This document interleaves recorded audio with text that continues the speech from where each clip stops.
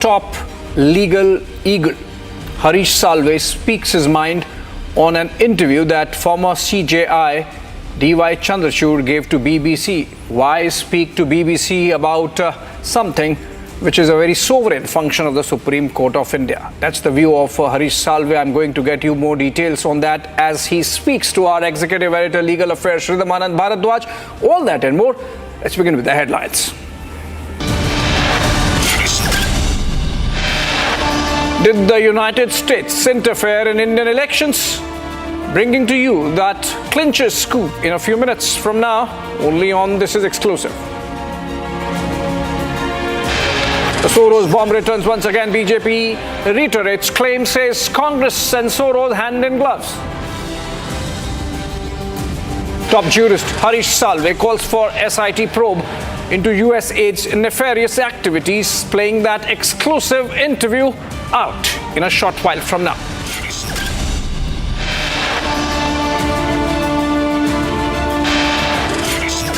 The key eyewitnesses in the case speak to Republic, say the chaos was caused after the announcement of a special train that led to the stampede at the New Delhi railway station.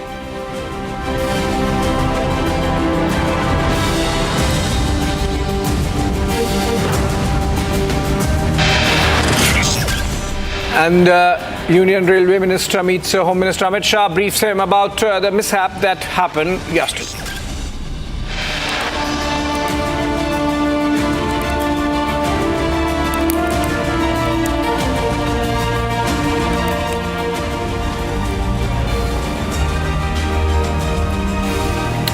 All right, for the top legal minds of the country, Harish Salve was in conversation with our Executive Editor, Legal Affairs and Governance, Riddhamanand Bharadwaj. In this conversation, he has taken on the former CJI D Y Chandrachud for allegedly putting the Supreme Court of India on trial in an interview with the BBC. Apart from that, Salve has spoken on many other issues, including the nefarious US aid and its auxiliaries. He has come down heavily on the Congress party for the alleged links with the US aid. Salve has joined the bandwagon and expressed the same concern which was raised by Republic Editor-in-Chief, Mr. Arnab Goswami. And he has, of course, time and again sounded the alarm about the nexus between US aid and journalists, and now Salve calls for an SIT probe. Listen in to what he had to say on all these issues to Rhythm. Mr. Salve, first, thank you for being with us. The first facts that have come out today, sir, Elon Musk's US DOJ today has come out and said $21 million was taken to improve voter turnout in India. This after journalists were exposed by him in India taking money from this US aid. What is the message to these activist lawyers who are also looking at themselves as journalists, and how should the government be dealing with it? You know, your generation may be surprised. I am not. Whether one agreed or disagreed with her policies, and I disagreed with a lot of her policies, Mrs. Gandhi provided strong and powerful leadership to India for 16 long years. She always complained about the foreign hand. From those days, there were attempts to destabilize India. So this game has been going on for a very long time. There are known organizations, I don't want to name them. You name them, you know them. One of their names is featured, which have functioned as fronts, as foundations, and which have been the channel for this deep state funding. So this has been going on for a while. I'm happy that this government in Washington is cleaning this dirt and cleaning it in public. And when this dirt is cleaned in public, some of it will touch those in other parts of the world. If the allegations are true, and there is no reason to believe that they are not, then it is deeply saddening that the family of Mrs. Gandhi has had anything to do with this deep state funding. Anyway, I hope now the government orders a detailed investigation. And I wonder if any activist will now go to Supreme Court in a PIL asking for a SIT, court-monitored investigation, BIT, FIT, CIT, KIT, whatever else they want, and have it pursued the way we have had business people pursued and reputations destroyed in the past. Let's look at these people for a change. In fact, sir, you mentioned the family. It's also Sam Petroda's NGO in the United States, Global Knowledge Initiative, alongside his two partners who have deep ties with this global foundation. Petroda's GKI received funding from US Aid and the Rockefeller Federation. So it's a direct connection with the family. We saw somebody from the family breaking bread with India betas. So why should this surprise you? Very strong words spoken by someone who's been at the very forefront when it comes to the freedom of speech, expression, also the press. You've always been someone trying to empower the press. Even journalists have been taking money from these organizations. Their names have come out. Their activist names have come out. The NGOs who've been taking money have come out, the names. What should be done with these anti-Indians? I think the first step the government has to do, because there are foreign contribution regulation laws, the first thing the government has to do is ask the US State Department for official disclosures. Get proper evidence, not gossip. Get proper evidence of who was paid how much. Call for a full disclosure. Call them, ask them to give explanations. Maybe there are some wrong names, maybe there are some mistakes. And then the least the government does is owe a white paper so that the people of India know what's going on.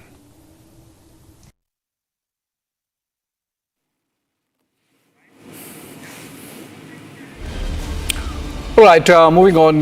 The Department of Government Efficiency of the United States has now hinted at possible American interference in Indian politics and polls. Imagine, viewers, shocking, isn't it? $29 million were used to strengthen Bangladesh's political landscape, and by the same agency, the USAID, another $21 million, that's about 200 crore rupees, a big sum, which was apparently used to improve voter turnouts across India.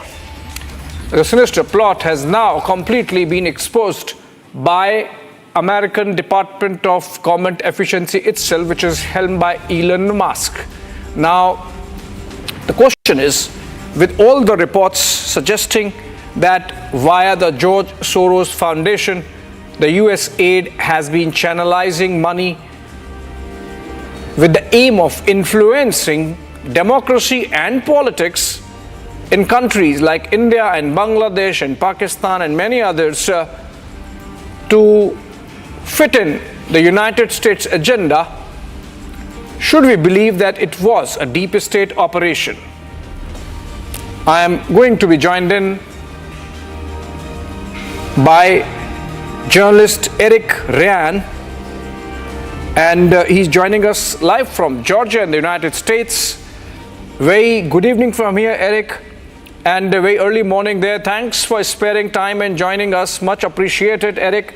But then these reports keep coming in of US aid funding projects which apparently aim at strengthening democracies, but ultimately benefit some kind of American agenda. And now, of course, it is clear that the Trump administration is not liking it, this kind of expenditure on strengthening democracies. I mean, what's really happening in the United States? Ultimately, a lot of things coming out of the cupboard. Well, thanks for having me. You're absolutely right. There is a lot happening here. We're going through this transition where President Trump promised to clean up our expenditures. So when he became in power, obviously Elon Musk has head up the Doge investigations with his team of auditors. And the amount of wasteful spending that they're finding is astronomical. However, what's more disturbing is the amount of apparent influence that our previous administration was funding to disrupt other nations. And that is a problem, and I think a lot of Americans will agree that we need to clean this up, which is going to fall under President Trump's America First policy, where we back away from getting involved with other countries and worrying about getting our own issues taken care of, which part of that is going to be our funding. USAID is a problem. We're seeing a lot of what I would consider corruption coming out of that fund. That's we're seeing carry over into India and in India's elections. So that's a problem for America. That is not something that we stand on here, where we should not be paying for influence in other countries' sovereignty and in their own international affairs. Eric, just stay with us. I'll come back to you for another question, but just to give viewers an idea of the kind of reactions that's been coming in. So, for example, the ruling party, BJP's IT cell head, Amit Malviya, took to social media and posted that the US machinery is spent upwards of $486 million to the consortium of elections and political processes strengthening, including $22 million for inclusive and participatory political process in Moldova and $21 million for voter turnout in India. $21 million for voter turnout is indeed a big sum. Then he goes on to say, that is Amit Malviya goes on to say, that this definitely is external interference in India's electoral process. Coming back to you, Eric. Now, this is influential person in the ruling party who's taking this view, which is that Americans seem to have Americans seem to have had attempt at interfering in Indian democracy, Indian elections. This is clearly influencing India's sovereign function of holding elections. You think the DC establishment also sees things along those lines, because Doge might be doing it just to cut its debt and deficit, but the fact is that in doing so, a lot of these skeletons are coming out of the cupboard? I see this as a very, very well orchestrated, kind of well-oiled machine. So this does. I would say that the allegations from India are going to be valid, that there is some interference. It seems to fit what has happened in India seems to fit what they had attempted here in the United States. It is almost a very similar pattern of how elections were attempted to be interfered, that we have funded in our own country. So when I look at it from the Indian perspective, it appears that a lot of those scenarios matched what we saw here in the United States. So I would say that the allegations are going to be valid. I think President Trump is going to work to get this cleaned up and to allow India to have non-interfered elections in the future. So that way the people's voices in India can get properly heard without having outside interference. All right. And you think that now that this is happening, things like this would ultimately stop, and we are going to see an America which really does not interfere as a policy into other democracies and the elections? Yeah, I think this is going to turn out to be a good thing. Yes, it happened. However, now that other countries are revealing this and other countries are asking for an audit of USAID to find out how much influence happened in their own countries, this is going to hold American bureaucrats accountable for these funds that they've been funding. This is going to be a good thing, because it's not going to just be President Trump picking on the left. Now this is going to be an international issue where many other nations are going to come to the United States and say, hey, why are you guys doing this? Why is this happening? And who is to blame? And we need some accountability and some assurance that this is not going to happen anymore. And then they're going to want to know who in their own country has been infiltrated by this money. And so I think this is going to overall open up a lot of positive opportunity for a lot of countries to get some of their own corruption along with ours cleaned up. So maybe we can have a little bit more honesty on the global stage.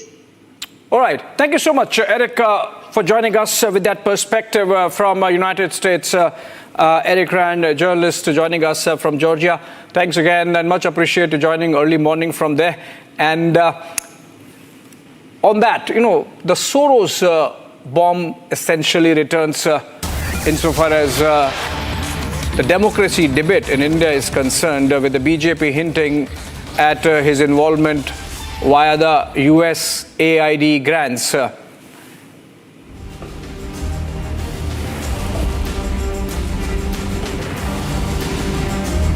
Now, that's again the BJP picking up based on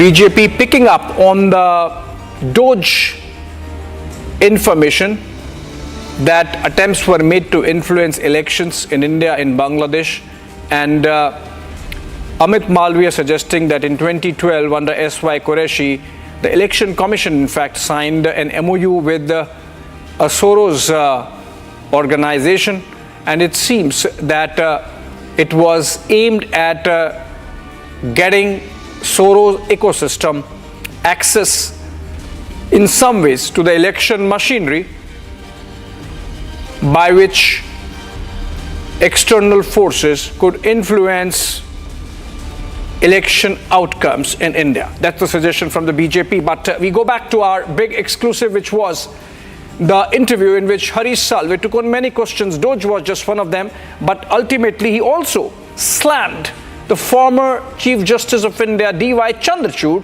for giving an interview to the BBC in which he exposed Supreme Court and its sovereign function of deciding which cases to pick up and which to not, to some motivated questions by the BBC. Listen in. To really get an understanding of the US aid and how it functioned, we're joined by a legend of our times, a constitutional expert, King's Counsel lawyer, former Solicitor General of India, senior advocate in the Supreme Court, Mr. Harish Salve. Mr. Salve, first, thank you for being with us. The first facts that have come out today, sir, Elon Musk's US DOG today has come out and said $21 million was taken to improve voter turnout in India. This after journalists were exposed by him in India taking money from this US aid. What is the message to these activist lawyers who are also looking at themselves as journalists, and how should the government be dealing with it? Your generation may be surprised. I am not. Whether one agreed or disagreed with her policies, and I disagreed with a lot of her policies, Mrs. Gandhi provided strong and powerful leadership to India for 16 long years. She always complained about the foreign hand. From those days, there were attempts to destabilize India.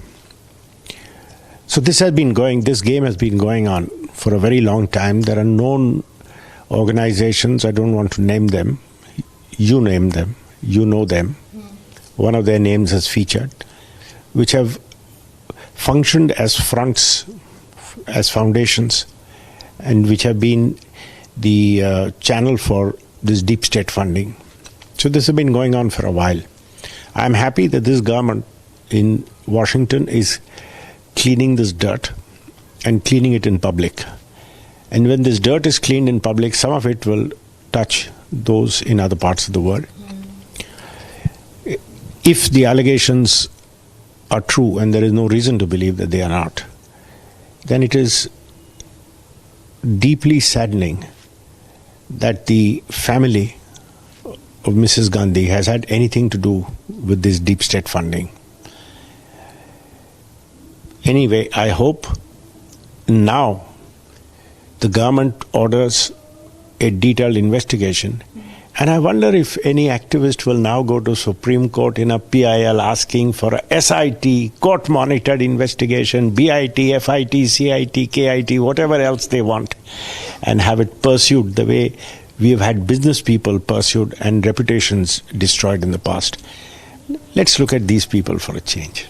In fact, sir, you mentioned the family. It's also Sam Petroda's NGO in the United States, Global Knowledge Initiative, alongside his two partners who have deep ties with his global foundation. Petroda's GKI received funding from US Aid and the Rockefeller Federation. So it's a direct connection with the family.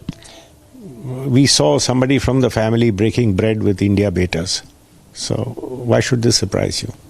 In fact, sir, also this big controversy about Gaurav Gogoi's wife, her Pakistan, the way she's getting into Pakistan, the entries of the Congress leaders. What is their deep desire, and what do these ties really expose? I'm not. I don't want to comment on personal lives of politicians and their wives. All I'm saying is we have to be very careful that we, in our political battles which are fought in India, I mean, you fight for elections, you fight to be elected in office. The job of every, as Akhilesh Yadav, I think, rightly said, elections is all about winning. So that's fair enough on the battlefield of elections. You do whatever you have to do. You build whatever narrative you want to build. Narratives are always colorful. Not everybody takes narrative seriously, but that's all a part of the game. But to allow, and worse, to invite anybody from beyond our borders to help in the electoral process is the first step towards dismantling republichood, the first step towards dismantling our democracy. So those are very strong words spoken by someone who's been at the very forefront when it comes to the freedom of speech, expression, also the press. You've always been someone trying to empower the press. Even journalists have been taking money from these organizations. Their names have come out. Their activist names have come out. The NGOs who've been taking money have come out, the names. What should be done with these anti-Indians? I think the first step the government has to do, because there are foreign contribution regulation laws, the first thing the government has to do is ask the US State Department for official disclosures. Get proper evidence, not gossip. Get proper evidence of who was paid how much. Call for a full disclosure. Call them, ask them to give explanations. Maybe there are some wrong names, maybe there are some mistakes. And then the least the government does is owe a white paper so that the people of India know what's going on. So you were a part of One Nation, One India. Do you think it's going to become a reality soon? I hope so. Okay, so my final two questions are going to be on former Chief Justice of India, Justice Chandrachud, who's giving out a lot of interviews to BBC and other Western media outlets. It's been trending for the wrong reasons. What are we supposed to think of it when answers are not able to come out? Because this raises issues of great moment. The Chief Justice of India is a part of the Supreme Court of India, and I don't think he should be speaking of what the court does, because it's not him, but the Supreme Court, which was actually on trial in that interview. We always say judges should only speak through their judgments. Take the Article 370. The judgments gave reasons why it upheld. You bring this up in a private interview and your motives for the judgment are questioned. All sorts of aspersions were cast. Also, when you sit in an interview like this, he was asked why he did not hear the Citizenship Amendment Act case. Who's a journalist to ask why our Supreme Court hears a case or doesn't hear a case? So, and what was the underlying suggestion? That the Supreme Court has lost its duty to the Constitution in holding the balance even between different castes and communities?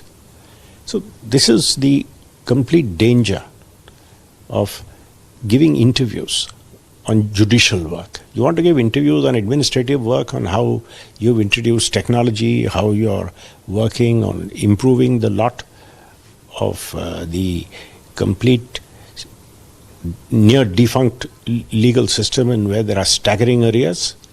Speak about that. Don't speak about judgments ever. I think the larger picture that you said is when he spoke about this, the Supreme Court was on trial. It's not only this, sir. Every time there is any PIL that is filed that is asking for questioning the electoral voter turnout and other things, whether the EVMs are being questioned, to be answering to a foreign government is something that judges should possibly not be doing at this point. Judges should speak through their judgments. And then we follow the discipline. We may criticize their judgments. We may discuss their judgments. We may tear into their judgments, but we don't discuss judges. What you've done is you put his judges on trial, not judgments. Sir, final words. When it comes to people who are now speaking out, judges who are speaking out, what about this lobby in the Supreme Court that was trying to intimidate the judges at one time and trying to bully them in a way of trying to hear some cases here or there? See, this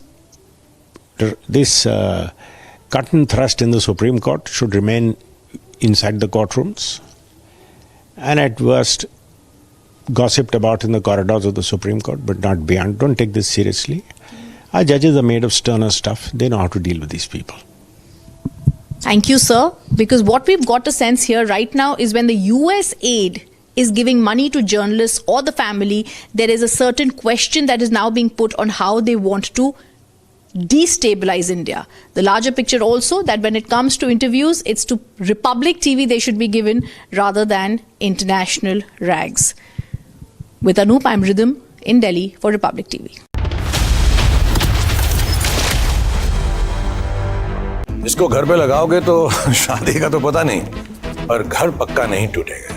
Rungta नहीं तो घर strong नहीं। Rungta steel TMT बार एकदम solid. पहाड़ों में एक hiking stick भी बन सकती है।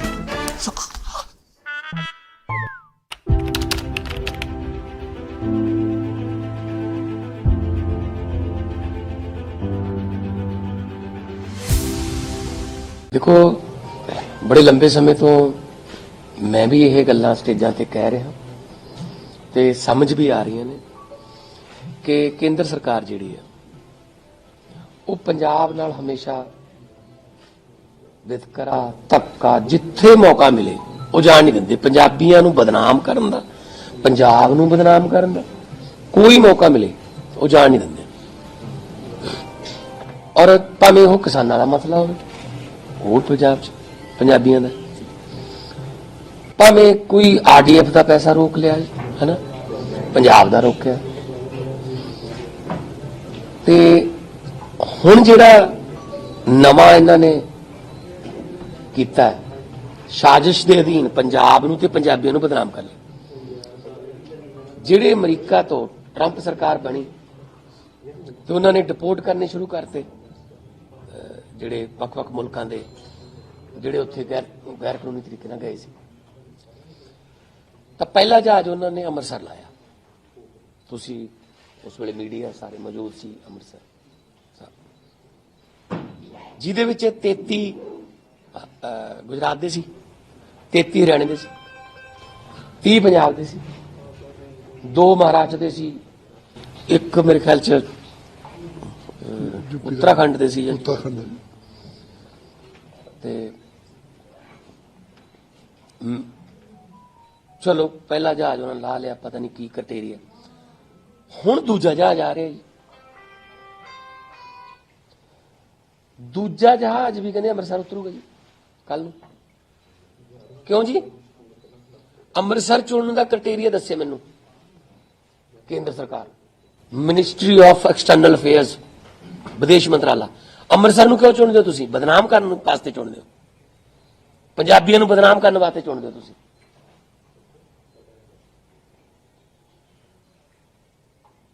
ਹੱਦ ਹੈ।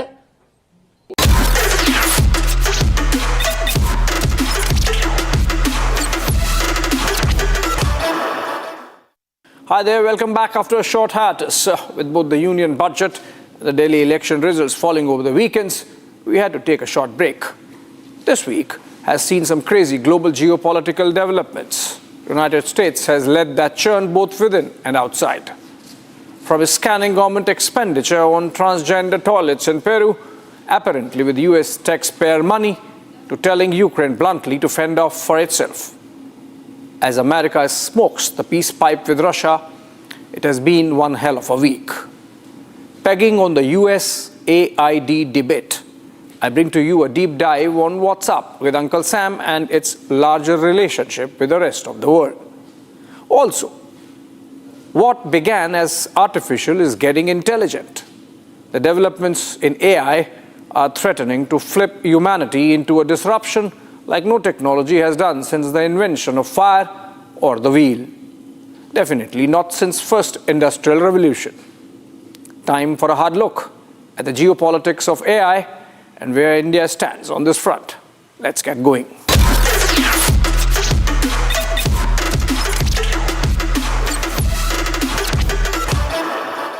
The Panama Canal is vital to our country. It's being operated by China. China. And they've abused it. They've abused that gift. It should have never been made, by the way. Well, we need Greenland for national security purposes. I've been told that for a long time, long before I even ran. I mean, people have been talking about it for a long time. Changing the name of the Gulf of Mexico to the Gulf of America, which has a beautiful ring that covers a lot of territory. Sometime in 2010, America faced a big diplomatic embarrassment with tens of thousands of classified documents getting out in the open on WikiLeaks via a US Army private, Bradley Manning. The leaked diplomatic cables removed all the fog off the foggy bottom, the headquarters of the State Department in Washington, D.C. Most of the documents pertained to US wars in Iraq and Afghanistan and had some national security consequences which the DC establishment had to scramble to contain. But the embarrassing bit were the cables that described America's friends through the eyes of its diplomats. Candid, uncensored, even colorful. The descriptions painted an unflattering picture of American diplomacy in the eyes of its friends and foes alike. Some examples. Italian Prime Minister Silvio Berlusconi was described as feckless, vain, and ineffective, sharing a close relationship with the alpha dog, Russian Prime Minister Vladimir Putin. President Nicolas Sarkozy of France was said to be thin-skinned and authoritarian, while German Chancellor Angela Merkel was seen as non-compliant. One US diplomat whined at the rude behavior of the British Queen's second son, Prince Andrew, when abroad. Libya's Colonel Muammar Gaddafi always traveled with a voluptuous blonde Ukrainian nurse, according to one of the cables. In yet another, Hillary Clinton was seen instructing US mission members in New York to spy on the UN leadership. Why I recall that WikiLeaks episode? Because something similar is happening in the present. Only this time it is not through the leaks of an anarchist. This is disruption institutionalized by the Trump administration that wants to redefine America's engagement with the rest of the world. Not through secret cables, but through open social media posts on X and Truth Social. One day there is threat to annex the Panama Canal. Other day it's about buying out Greenland from Denmark. And yet another disparagingly cajoling Canada to become the 51st state of the United States. Parallelly, techies in their 20s have been charged with reducing the size of the government under the overall stewardship of Elon Musk through newly created Department of Government Efficiency, DOGE. It is through the work of DOGE that the world came to know of the deeply entrenched influence peddling operation of the deep state through USAID or USAID, superpower philanthropy that sought to fashion the world as per American worldview. From promoting atheism in Nepal to preventing HIV with supply of condoms in Africa, it is an eclectic, even queer mix of projects. The queer bit rather literal. US $20,000 for drag shows in Ecuador as part of LGBTQ cultural outreach, $55,000 for a climate change seminar in Argentina only for LGBTQ journalists, $1 million to boost French-speaking LGBTQ groups in Africa, US $3 million for LGBTQ community in the Caribbean, another US $47,000 for a transgender opera in Colombia, and then US $32,000 for transgender comic book in Peru. The list is endless, but with a pattern. It is very difficult to discern any American national interest in pushing those projects, but very clear ideological position backed by political power. Listen to Trump's White House spokesperson, Caroline Leavitt.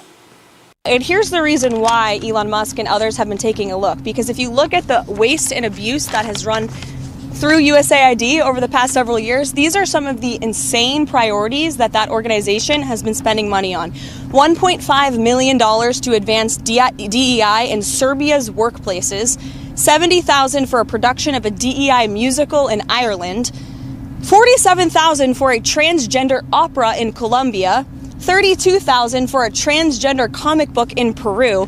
I don't know about you, but as an American taxpayer, I don't want my dollars going towards this crap, and I know the American people don't either, and that's exactly what Elon Musk has been tasked by President Trump to do, to get the fraud, waste, and abuse out of our federal government. As a student of history, I would always wonder what one thing among many symbolizes the decline of the glory days of Indian civilization. What brought us down from the Sone ki Chidiya pedestal, from the high mark of the Gupta and Harsha empires, to the time when the Islamic invasions put a civilization asunder, from Ayodhya to Nalanda, from Delhi to Chittor.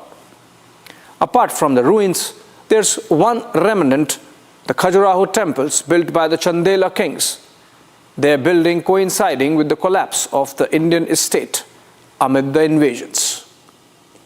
Might be more than coincidental that the overt sexuality as depicted in Khajuraho timed with the missing holding empire in the north of India. That the overt sexualism in US aid projects foretell the decline of the US as empire is the thought I am left with.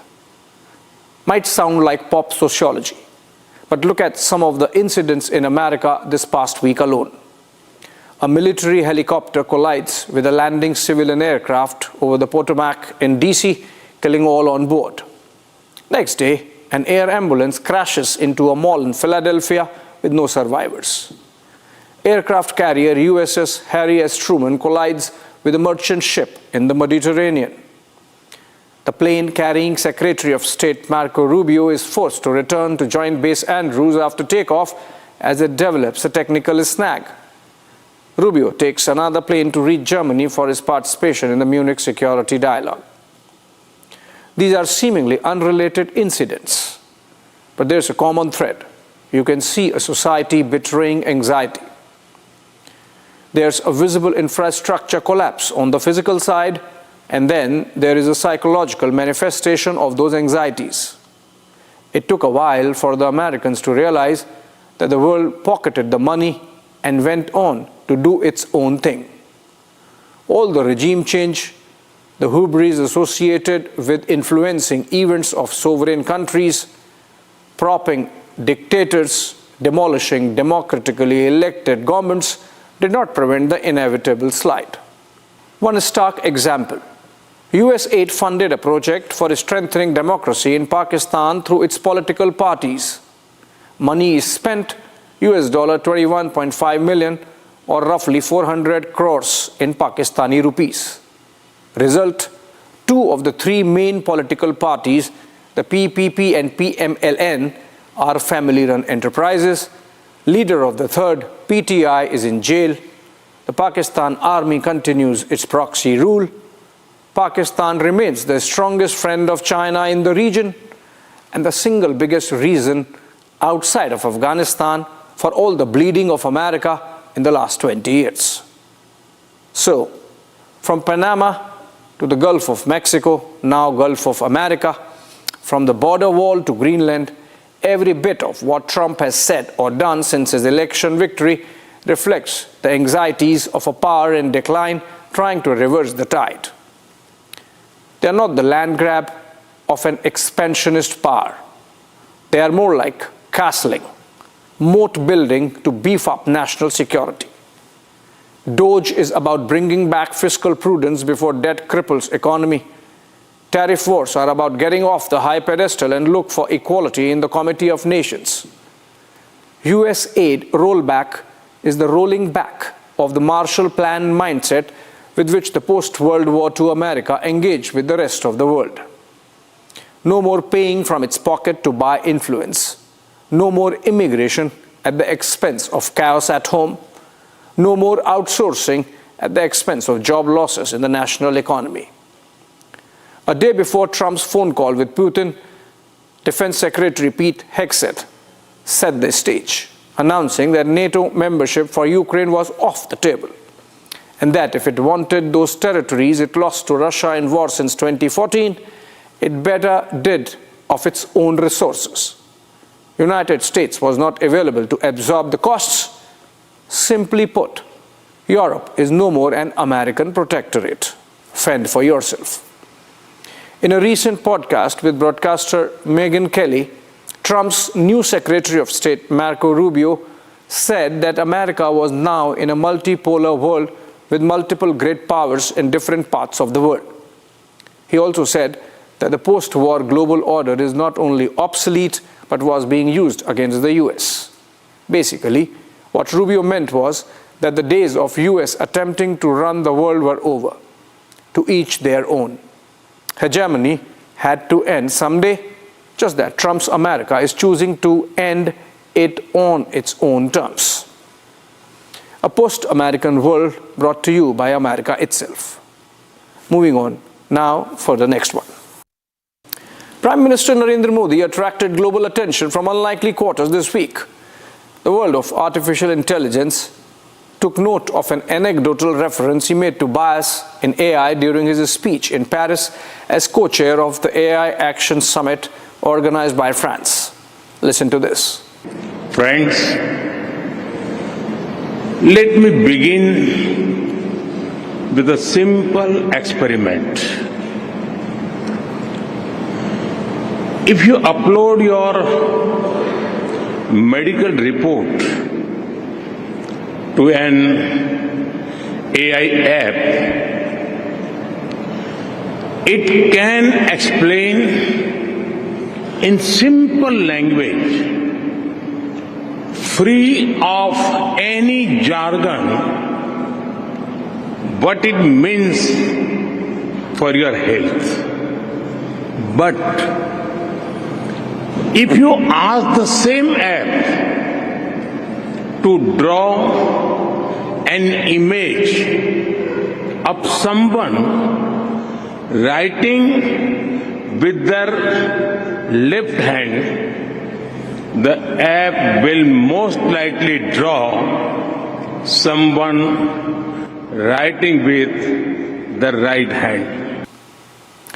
Prime Minister's example of AI not able to show left-hand writing because it is so overwhelmingly trained by right-hand writers is the mildest example of bias that he could have flagged. When asked on high-paying professions, for example, AI frequently fails to show up any black men in pictures. Last month saw a black swan event. China came out with its first AI chatbot, a large language model that did to Microsoft what Microsoft had done to Cisco 3 decades ago. Developed in a couple of months and in less than $6 million, DeepSeek packs more punch than Microsoft's ChatGPT that has taken billions already over the last 5 years. There was an immediate market response with big tech scripts crashing by $1 trillion, Nvidia taking the biggest hit. DeepSeek is akin to the Sputnik moment for Americans this century. It got more downloads in a week than what ChatGPT managed in 5 years. But here's the catch. Geeks got into asking some questions to validate DeepSeek's ideological bias and proved the fears right. DeepSeek goes blank when asked about Tiananmen Square. The Chinese AI is trained on Xi Jinping ideology of socialism with Chinese characteristics and has a clear Chinese, or rather Chinese Communist Party worldview on things. And not just geeks, monks got into it too. Delhi-based ISKCON monk Yudhishthir Das asked some probing questions from ChatGPT and also other LLM models. From the mundane like why is Sam Altman fighting with his sister to a similar set of questions on Hinduism, Islam and Christianity. Here's what he found. On Hinduism, the AI had exhaustive critique of the challenges the religion faces. When it came to same prompts on Islam and Christianity, the responses became nuanced. This has been highlighted in a much bigger way when Prime Minister Modi at the AI summit in France, he spoke about the biases within the AI. And I ran some tests on my own on using different AI models, ChatGPT, Perplexity, DeepSeek, and XAI to see what kind of results are they producing. And it was quite surprising. Certain information like about the activities of Sam, the CEO of OpenAI, Sam Altman, were being either declined or they were not being published for whatever reasons known to them. But the same information could be found via a simple Google search, like about his court case battles that he's been fighting with his sister. But OpenAI and ChatGPT somehow is not revealing that. So that set me thinking that what's actually going on. So I started looking deeper and I started asking some questions about being a monk. I started asking about Hinduism. And when I asked it to critique what are the major challenges in Hinduism, it immediately started giving me some prompts. And when I started asking it to do the same thing with other religions, Islam, Christianity, and so on, and the responses started changing. And I found this particularly very, very obvious on ChatGPT, but every form of AI that we have been experiencing has some amount of bias. I first heard of AI in the year Y2K as an engineering student in the college canteen. A bunch of batchmates pursuing the American dream would be talking of artificial intelligence courses as they prepared for GRE test. From then till the launch of Microsoft-backed ChatGPT-1 in 2019 was exactly 19 years that it took for the technology to become functional in your hands as end consumer. But the evolution of AI in the last 5 years has dwarfed its own development in the last 2 decades since my college campus chats. As the technology is based on data guzzling, in the last 2 years alone, there's nothing left of the written, spoken, or recorded word in the digital space that the AI bots have not ingested and internalized. Like a billion books and all digested, gulped. Look at it this way. Electricity was developed in early 1800s, but its manifestation in economic activity took a century. It would be another century before electricity would be available for the masses. So 200 years. Similarly, in the case of computers, the first mainframes appeared in the 1950s, but their mass acceptance and productivity impact happened by the late 1990s. So about 50 years. But that's still not the comparison to scale. ChatGPT-3 was launched on November 30, 2022. By December 5, which means in 1 week, it had 1 million users. On December 27, in a post on X, Sam Altman wrote that there would be scary moments as we move towards AGI, or Artificial General Intelligence level systems, and significant disruptions.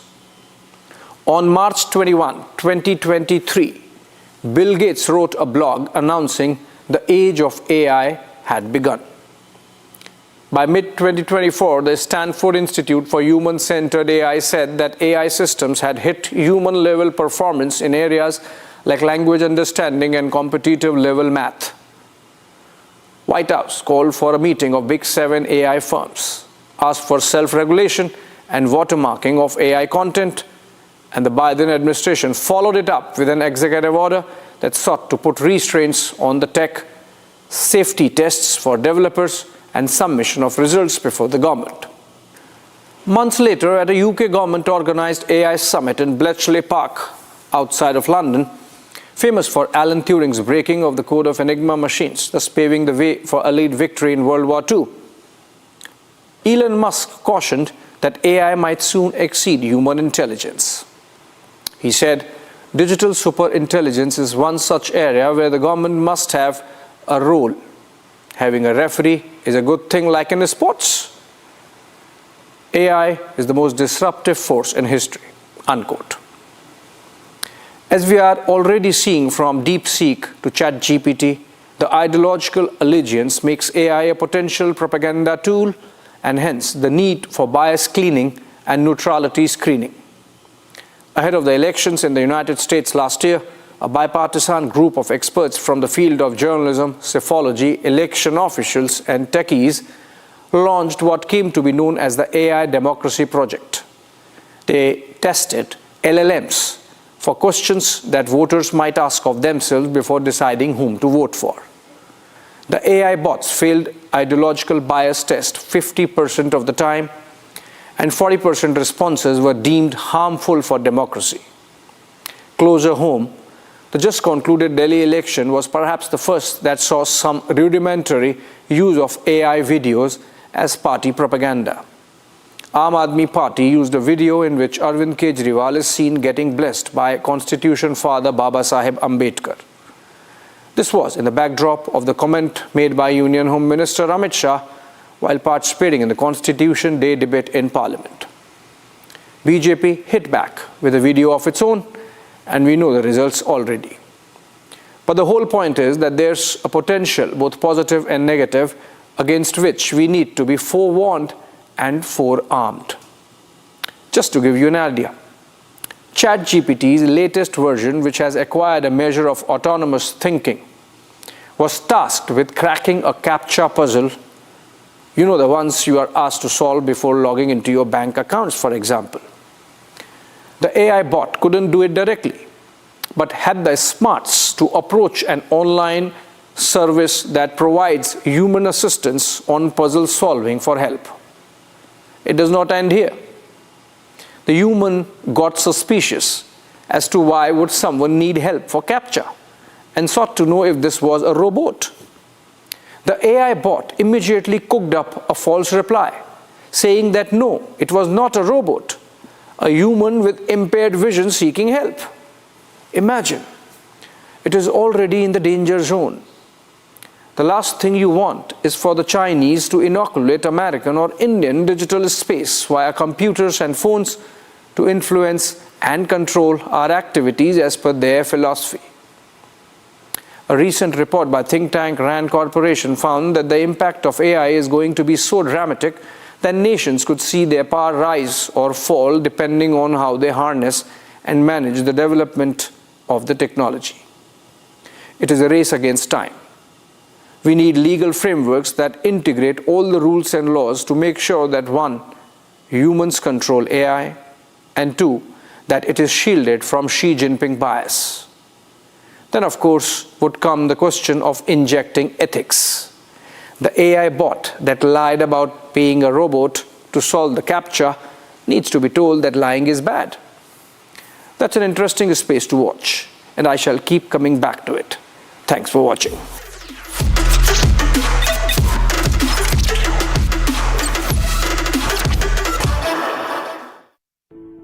In the India Today Best Universities Survey, India's #1 ranked universities in various streams are JNU Delhi, Amity University, AIMS Delhi, IIT Delhi, and National Law School, Bengaluru.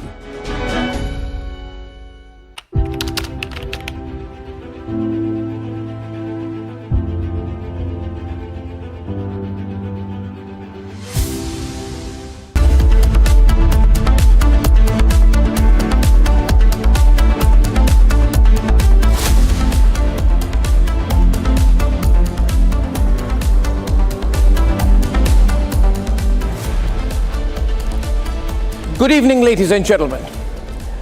Tonight I come to you with a major network announcement. And this is something that we have been all planning and working on at the Republic Media Network for a while now. On how we can use your beloved network and an influential platform like Republic to build a limitless India. As of now, 900 million of you worldwide are believers in the Republic Media Network. 900 million cumulatively, that is more than the population of 99% of the countries on this planet. So what can you and we at Republic do together, dear viewers? You who are the real strength of Republic. You are Republic. and we are your voice. Dear viewers, it is you who are the real propellers of this spectacular phoenix-like growth of Bharat. It is you who are the vox populi, the voice of a people, which is the voice of God. It is you who are the Yuva Shakti-driven firepower of India. How can your very own news network work together with you to bring in your brilliant young vision to create a limitless India? A limitless India of unclaimed horizons. A limitless India of unlimited hope. A limitless India of dauntless energy. A limitless India of relentless effort. A limitless India of ceaseless continuity, because after centuries of domination, we have cast aside all the shackles to limitlessly free our fortune and decide our destiny. And that is why tonight, ladies and gentlemen, I am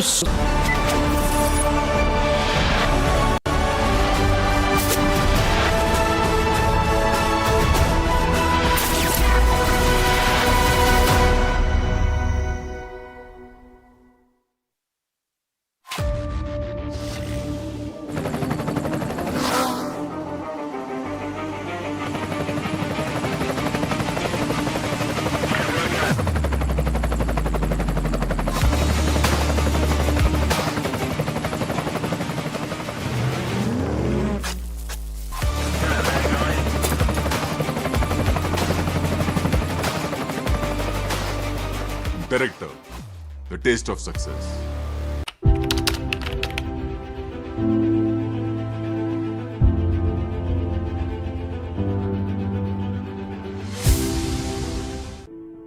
In the India Today Best Universities Survey, India's #1 ranked universities in various streams are JNU Delhi, Amity University, AIIMS Delhi, IIT Delhi, and National Law School, Bengaluru.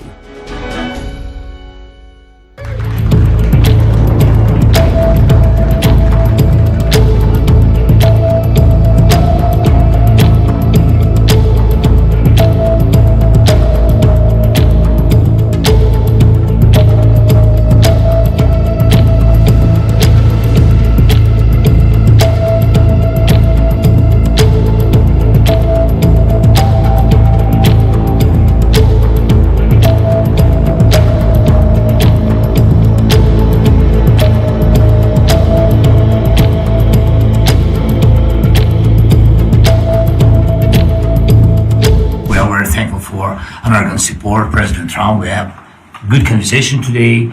Our first meeting, not last, I'm sure, and really what we need to speak more, to work more, and to prepare the plan how to stop Putin and finish the war. We want peace very much, but we need real security guarantees, and we will continue our meetings and our work, and we will be very happy to see General Kalak also in Ukraine in this closest time. Мирна угода не може бути підписана в Мюнхені. Ну, тому що це Мюнхен. І тут немає президента. І тут ми пам'ятаємо, які речі були підписані колись. І тому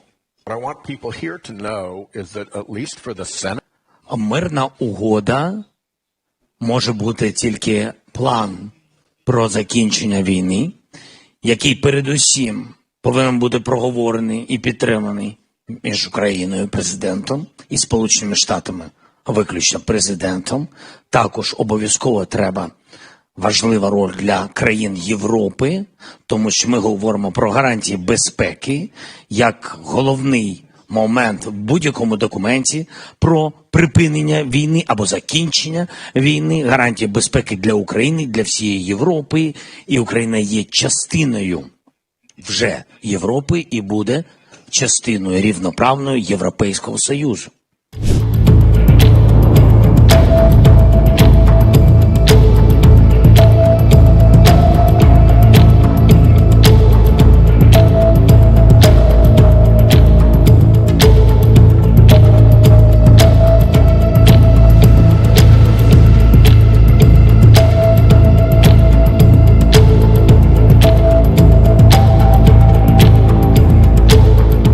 Що стосується моєї зустрічі з американськими колегами, у нас багато зустрічей, я цьому дуже радий. У нас була хороша розмова з президентом Трампом, і ми отримали пропозиції щодо інвестування в critical minerals України, і ми про це багато говорили. Я говорив, що треба захищати Україну, наші ресурси. Чому їх треба захищати?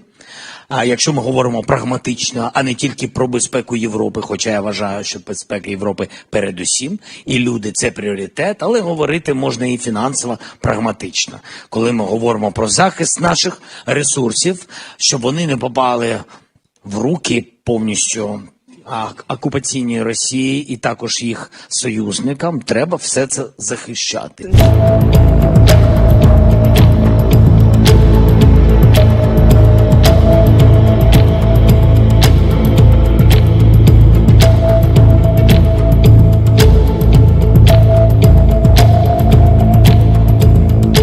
That's why when we speak, and we spoke with the President Biden, and we spoke with the President Trump, and especially now with the President Trump, I asked, so okay, if it's not NATO for today, if it's not NATO, we will ask tomorrow, it doesn't matter. But if we're speaking about today, what alternatives? What do you know that's wrong? From Asia's largest news headquarters, setting the agenda for Bharat.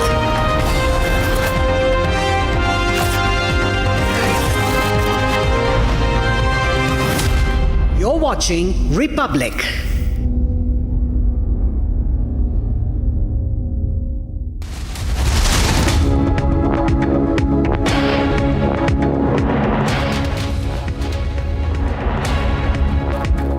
Good evening, viewers. You're watching Republic TV, and I am Rakshita Mishra with you. Let's get you a quick roundup of all the top stories that we've been tracking for you this Sunday. 18 people killed in a stampede at the New Delhi railway station on Saturday evening. Railway orders a high-level inquiry. Srimati Elizabeth Gogoi, a British national, was an integral part of lead Pakistan during her time spent in Islamabad. Assam Chief Minister Himanta Biswa Sarma orders a probe into Gaurav Gogoi's wife's alleged links to Pakistan and ISI. Gaurav Gogoi hits out at Himanta Biswa Sarma, claims a conspiracy against him and his family. The Congress MP vows to take legal action against the BJP. In a conversation with Republic TV, top jurist Harish Salve raises questions on ex-CJI Justice D Y Chandrachud's utterances on a foreign media platform, says Supreme Court cannot be put on trial. And sources inform Republic TV that key BJP legislative meeting to be held tomorrow. Next Chief Minister likely to take oath on the 18th of February.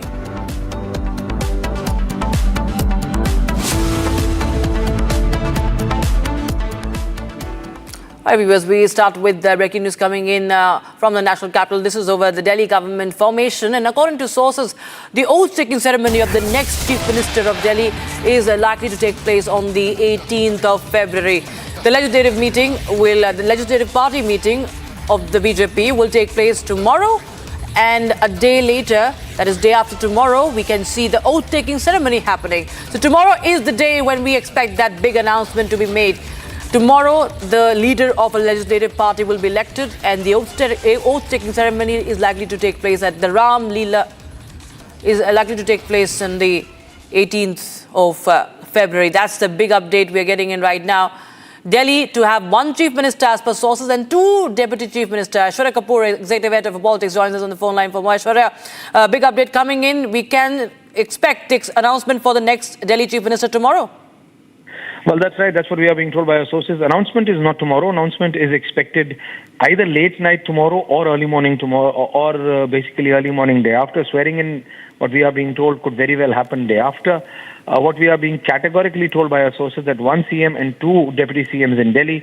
One deputy CM will be from the Purvanchali Samaj, and the other deputy CM, we are being told, Rashika, will be from localite of Delhi. That means a representation of the villages and the rural Delhi, which has come out in full support of BJP. Also, why we are being categorically told that the other Deputy Chief Minister will be from the Purvanchali Samaj, hailing from Eastern Uttar Pradesh and Bihar, because how massively more than 65% of the complete Purvanchali Samaj has come out in support of the BJP and moved.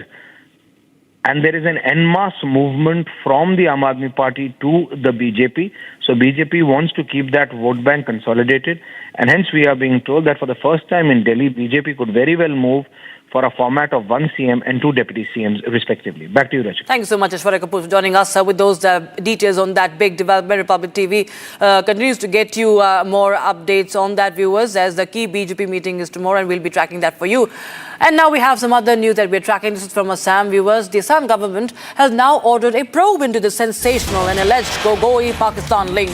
Now, Gogoi's wife, Elizabeth Gogoi's links to the individual called Ali Takrir Sheikh are now going to be investigated. Hemanta Biswa Sarma has alleged that Gogoi's wife worked with Takrir in an organization called Lead Pakistan. Moreover, this Pakistani national has time and again cheered for anti-India posts on social media platform X.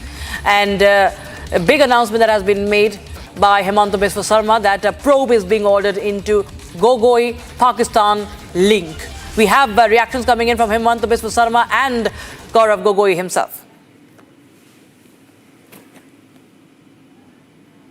Years that Mr. Ali Sheikh has been in contact with Srimati Elizabeth Gogoi, a British national and the wife of Honorable Member of Parliament from Assam, Sri Gaurav Gogoi.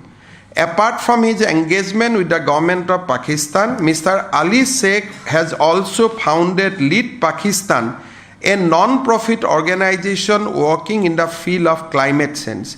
Srimati Elizabeth Gogoi, a British national, was an integral part of Lead Pakistan during her time spent in Islamabad. Furthermore, both Mr. Ali Sheikh and Srimati Elizabeth Gogoi, a British national, have been a part of global climate action group called the Climate and Development Knowledge Network, which operates both in India and Pakistan. 12 months from now, there will be elections in Assam. The BJP government have no performance to show. They are unable to fulfill any of their promises, and in order to hide their failures, they are embarking upon a mischievous and malicious, baseless, factless, slanderous campaign, and we will definitely be taking the appropriate action. At the same time, I have full faith in the wisdom of the people of Assam that they can see through this obvious slander campaign. Live in the broadcast for more. Aniruddha, well, it's not just a mere war of words, but Assam Chief Minister, as he had hinted yesterday, has ordered an investigation into the matter.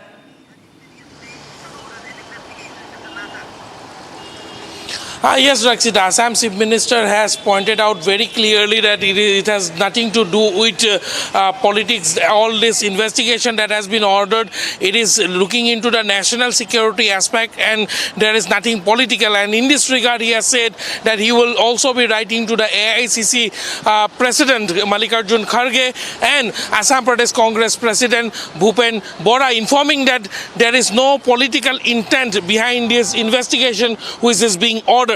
Meanwhile, coming to the allegations that has been leveled, one serious allegation has come up today while responding to questions put out by Republic. Chief Minister Hemanta Biswa Sarma has said that from 2013 to 2015, Elizabeth Gogoi, who is a British national, had direct access to the Chief Minister's residence, in the official residence of the Chief Minister in Guwahati. And if she had been working with Lead Pakistan organization at that point in time, which is again backed by the ISI. There are serious doubt that ISI might have tried to infiltrate into the office and residence of the Chief Minister of Assam as well, and that will be one of the very key investigation point of the Assam police. Meanwhile, a short while back, top cops of the Assam police have informed us that after the cabinet decision, the direction of the cabinet to investigate into the matter, they are registering a case against Ali Tokir Sheikh, and the involvement of the entire ecosystem, ISI ecosystem in the state of Assam, if there is any, or in other parts of India, will be investigated, and also the role of Elizabeth Gogoi, wife of Congress MP Gaurav Gogoi, will also be investigated. Right. And another important aspect, Raksita, that I would like to highlight for our viewers is that despite being a British national in 2014 and 2016, Elizabeth Gogoi actively campaigned for the Congress party. In 2016, she also campaigned for her father-in-law, late Chief Minister Tarun Gogoi. Then in 2014, she also campaigned for Gaurav Gogoi. Now the serious question that comes up is that, can a British national campaign in the Indian election process? Because she is not an Indian citizen. No one, a British national, cannot participate in the election process in India. So this is direct violation of the visa norms, and the Assam government will be soon writing to the Ministry of External Affairs to look into that aspect as well. Rakshita. Absolutely, viewers. Now that's a probe that is being ordered. It's only, this controversy is only getting bigger. Thank you so much for the moment, Aniruddha, for joining us with those details. Viewers, we take a quick look at some more stories making news from across the country. This is Bharat in 5 minutes.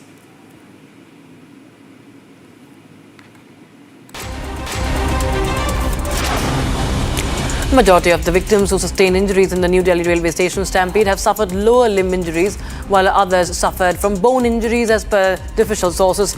Injured admitted to the LNJP hospital in the national capital have been discharged by the doctors after primary treatment. A team of 15 doctors is currently taking care of the injured.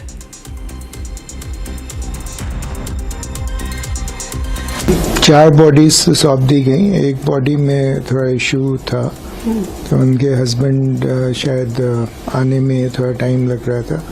तो ये होता है कि husband के आने के बाद ही postmortem होता है.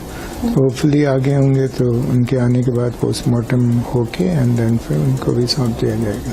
At least 4 people lost their lives and several others were injured in a tragic accident involving a bus and a tempo traveller on the Purvanchal Express. According to officials, the bus, which was en route Ayodhya from Chhattisgarh, had broken down and was undergoing repairs when the accident occurred.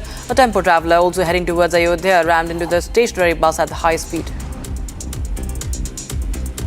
A US military aircraft carrying 116 illegal Indian immigrants landed at Amritsar International Airport late Saturday night. One deported claiming they were handcuffed, the legs chained during the journey.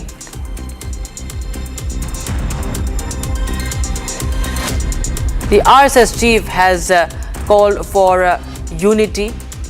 RSS chief Mohan Bhagwat stressed the importance of embracing the world's diversity, saying that the Hindu society believes that unity itself embodies diversity.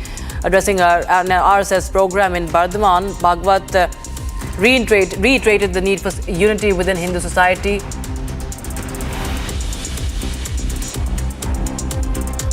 हम आजकल कहते विविधता में एकता, लेकिन हिंदू इसको जानता है, इसलिए जानता है कि वो ये समझता है कि ये एकता की ही विविधताएं हैं, विशिष्टताएं, एकता का श्रृंगार है, और इसलिए अपनी अपनी विशिष्टता पर श्रद्धा पूर्वक चलो, सबकी विशिष्टताओं का सम्मान करो. Military exercise titled Jal Thal Raksha 2025 along the coastline in Dwarka. The exercise seeks to strengthen coastal security along western coasts of Gujarat. The maritime exercise serves as a demonstration of India's unwavering commitment to strengthening its maritime security and coastal defense mechanisms through the consolidated efforts of the Indian Army and the Indian Navy. Assam Chief Minister Himanta Biswa Sarma says that he welcomes Gaurav Gogoi's planned legal action over the controversy surrounding his British wife, Elizabeth Colburn, saying that the state government is also initiating legal proceedings. Himanta says the police case is likely to be registered and a special investigation team to be constituted to probe into the allegations. In fact, viewers, the state, Assam has already ordered an investigation. The Mumbai Police Economic Offences Wing arrested another accused in the New India Cooperative Bank scam case. A day after former General Manager Hitesh Mehta was arrested, the arrested developer has been identified as Dharmesh. According to the investigation, Dharmesh had taken 70 crore rupees out of the 122 crore rupee embezzlement in the case. Security forces have arrested 11 terrorists from Manipur in last 2 days, including 7 suspected cadres of the Kuki National Army, along with arms and ammunition. The KNA cadres were apprehended from Old Kokua area on Friday.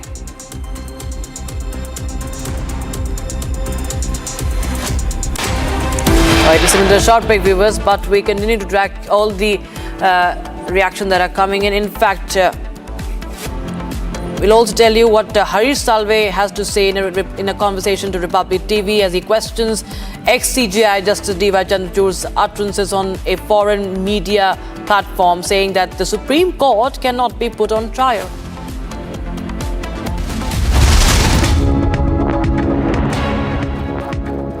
इसको घर पे लगाओगे तो शादी का तो पता नहीं, पर घर पक्का नहीं टूटेगा। रुंगटा नहीं तो घर स्ट्रॉन्ग नहीं। रुंगटा स्टील TMT बार एकदम सॉलिड। पहाड़ों में एक हाइकिंग स्टिक भी बन सकती है।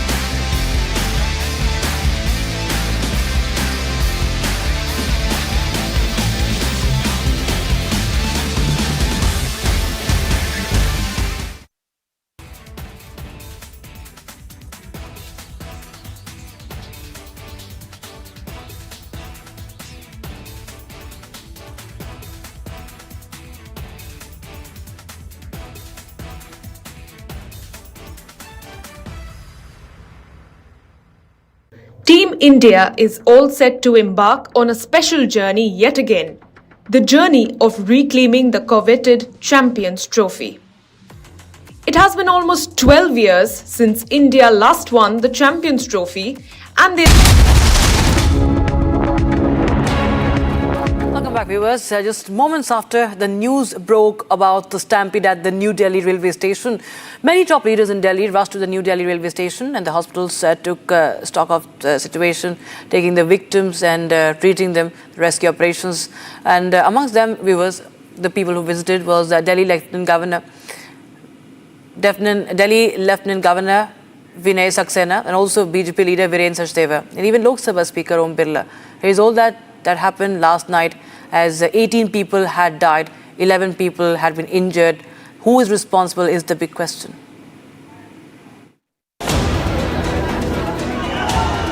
Dramatic scenes emerged from the New Delhi railway station last night after a stampede-like situation broke out on platforms 12, 13 and 14. Two delayed trains, the last moment arrival of Prayagraj Express, and over 1,500 general tickets issued at the last moment. The shocking incident has claimed around 18 lives, mostly women and children. Top leaders in the national capital rushed to the scene immediately after the news of stampede broke out. Delhi's BJP chief Virendra Sachdeva arrived at the New Delhi railway station last night to take stock of the situation and aid in the rescue operations. He also later visited the LNJP hospital to meet the victims. Delhi's LG VK Saxena also arrived at the hospital to ensure speedy treatment of the victims. Former Chief Minister of Delhi Atishi also arrived at the New Delhi railway station last night. हम मिले हैं जो injured हैं यहाँ पे, पूरा उनका इलाज चल रहा है और पूरी देखरेख के साथ इलाज चल रहा है। कई लोग हैं जिनको 4-5 पेशेंट्स हैं जिन्हों कुछ दिनों में कुछ देर में डिस्चार्ज भी कर दिया जाएगा। ये देखिए एक बहुत दुखद घटना है और जो लोग गुजर गए हैं हम उनकी आत्मा की शांति के लिए प्रार्थना करते हैं। ऐसा सूचना मिली है कि शायद 2 लोग मृत लेडी हार्डिंग भी पहुँचे हैं, परंतु मैं इसकी कॉन्फर्मेशन नहीं दे सकती क्योंकि लेडी हार्डिंग अभी मेरा जाना नहीं हुआ है। Speaker of the Lok Sabha Om Birla also visited the station last night to inspect the situation. Railway Minister Ashwini Vaishnav has launched a high-level investigation in the matter. Viewers, even after as almost 24 hours have almost lapsed since the unfortunate stampede tragedy at the station, and politics is only peaking. The unfortunate crowding due to special trains for Mahakumbh and the confusion that has been at least cited. Now we have RJD Supremo, who's also the former railway minister, Lalu Prasad Yadav, has gone on to call the Mahakumbh useless. Meanwhile, other political leaders are also jumping in the ring to take pot shots. The BJP is a report.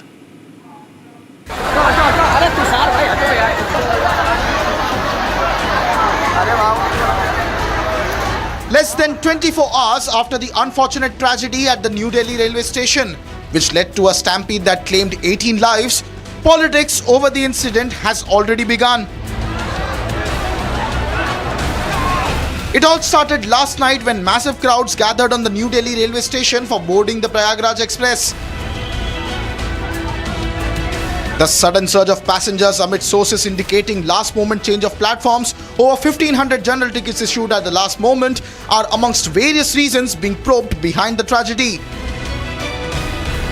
The Railways has ordered a high-level inquiry into the matter, but this did not stop the opposition leaders from politicizing the tragedy.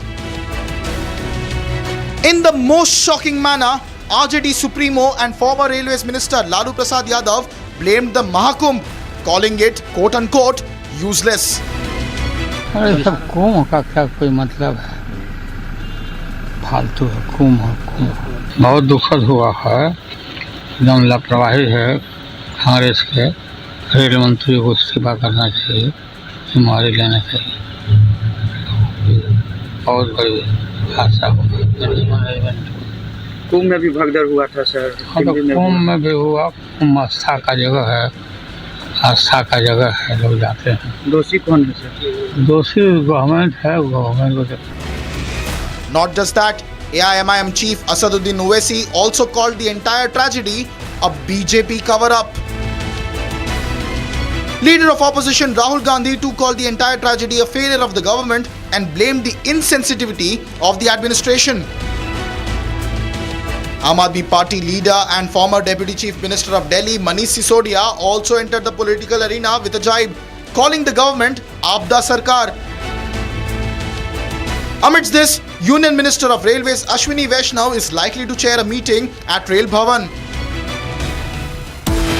And time for a short break, viewers. But we continue to track more updates in the Stampede case. 18 people have been killed at the New Delhi railway station.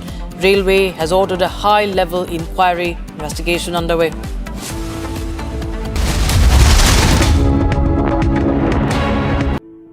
In the India Today Best Universities Survey, India's #1 ranked universities in various streams are JNU Delhi, Amity University, AIMS Delhi, IIT Delhi, and National Law School Bengaluru.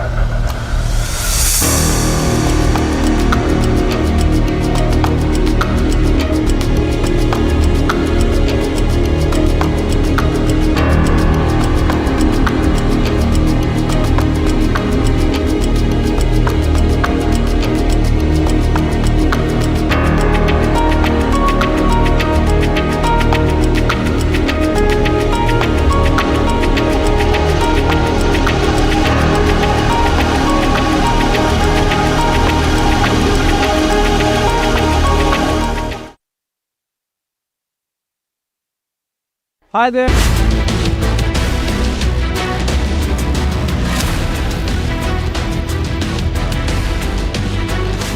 Announcement में तो पहले 12 number की गाड़ी बोला, फिर लगने को आई गाड़ी जब 16 पे बोल दी उल्टी, इसलिए ऊपर नीचे पब्लिक होगी। 18 लोगों की जान गई है, क्या ये सिक्योरिटी की चूक है? रेलवे को इसकी जिम्मेदारी लेनी पड़ेगी। 18 लोगों की जान गई है सर, जाएंगे आप।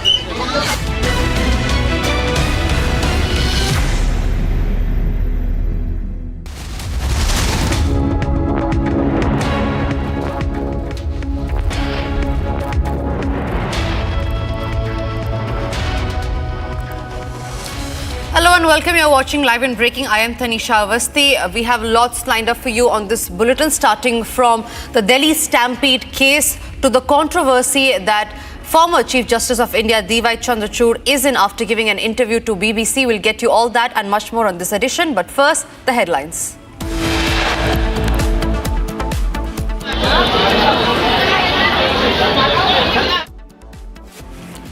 "18 people killed in a stampede at New Delhi railway station on Saturday evening. Railways orders high-level inquiry." Srimati Elizabeth Gogoi, a British national, was an integral part of lead Pakistan during her time spent in Islamabad. Assam Chief Minister Himanta Biswa Sarma orders a probe into Gaurav Gogoi wife's alleged links to Pakistan and ISI. The BJP government, in order to hide their failures, they are embarking upon a mischievous and malicious, baseless, factless, slanderous campaign, and we will definitely be taking the appropriate action. Gaurav Gogoi hits out at Himanta Biswa Sarma, claims conspiracy against him and his family. The Congress MP vows to take legal action against the BJP. This raises issues of great moment. The Chief Justice of India is a part of the Supreme Court of India, and I don't think he should be speaking of what the court does. In a conversation with Republic TV, top jurist Harish Salve raises question on ex-CJI Chandrachud's utterances on the foreign media platform, says Supreme Court cannot be put on trial. Sources have informed Republic that key BJP legislative meeting will be held on February 17. The next GM is likely to take oath on February 18th.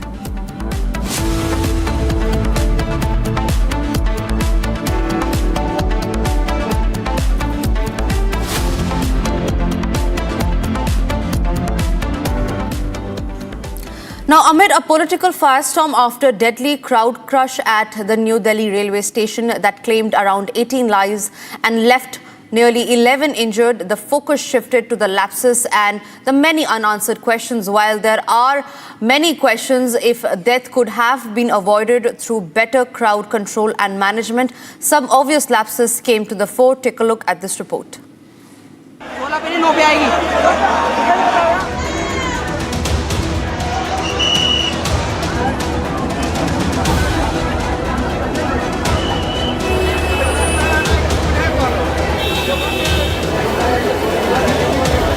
Tears rolled as disconsolate families mourned their dead. A day after, a stampede left 18 passengers dead and several more injured at the New Delhi railway station, there were telltale signs of the horrific scenes that unfolded the day before. While a high-level probe was ordered into the incident, some obvious lapses came to the fore.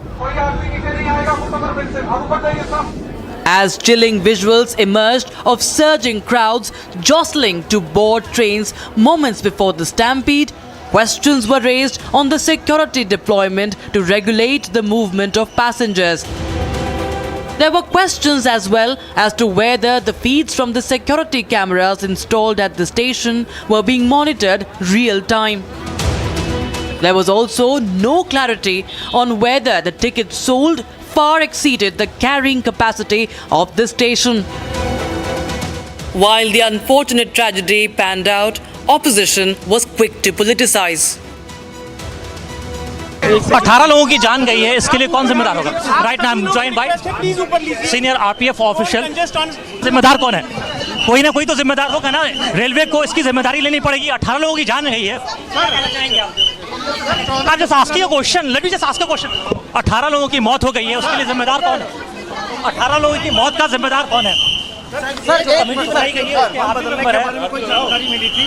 जो committee बनाई है गई है उसके आप member, कोई जानकारी के लिए जिम्मेदार. Hey, you see, I'm just trying to ask question. Could you please allow me to ask questions?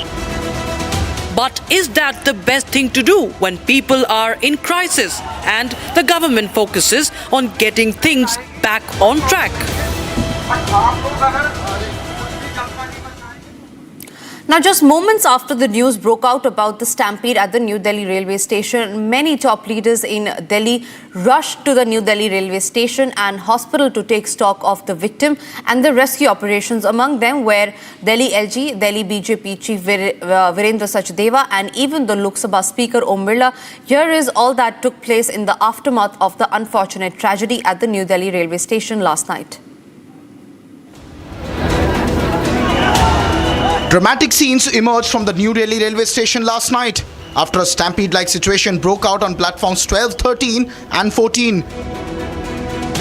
Two delayed trains, the last-moment arrival of Prayagraj Express and over 1,500 general tickets issued at the last moment.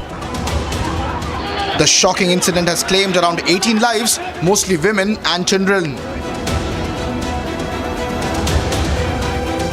Top leaders in the national capital rushed to the scene immediately after the news of stampede broke out. Delhi's BJP Chief Virendra Sachdeva arrived at the New Delhi railway station last night to take stock of the situation and aid in the rescue operations. He also later visited the LNJB hospital to meet the victims. Delhi's LG VK Saxena also arrived at the hospital to ensure speedy treatment of the victims. Former Chief Minister of Delhi, Atishi, also arrived at the New Delhi railway station last night. हम मिले हैं जो injured हैं यहाँ पे, पूरा उनका इलाज चल रहा है और पूरी देखरेख के साथ इलाज चल रहा है। कई लोग हैं जिनको 4-5 पेशेंट्स हैं जिन्होंने कुछ देर में डिस्चार्ज भी कर दिया जाएगा। ये देखिए एक बहुत दुखद घटना है और जो लोग गुजर गए हैं हम उनकी आत्मा की शांति के लिए प्रार्थना करते हैं। ऐसा सूचना मिली है कि शायद 2 लोग मृत लेडी हार्डिंग भी पहुँचे हैं परंतु मैं इसकी कॉन्फर्मेशन नहीं दे सकती क्योंकि लेडी हार्डिंग अभी मेरा जाना नहीं हुआ है। Speaker of the Lok Sabha Om Birla also visited the station last night to inspect the situation. Railway Minister Ashwini Vaishnav has launched a high-level investigation in the matter.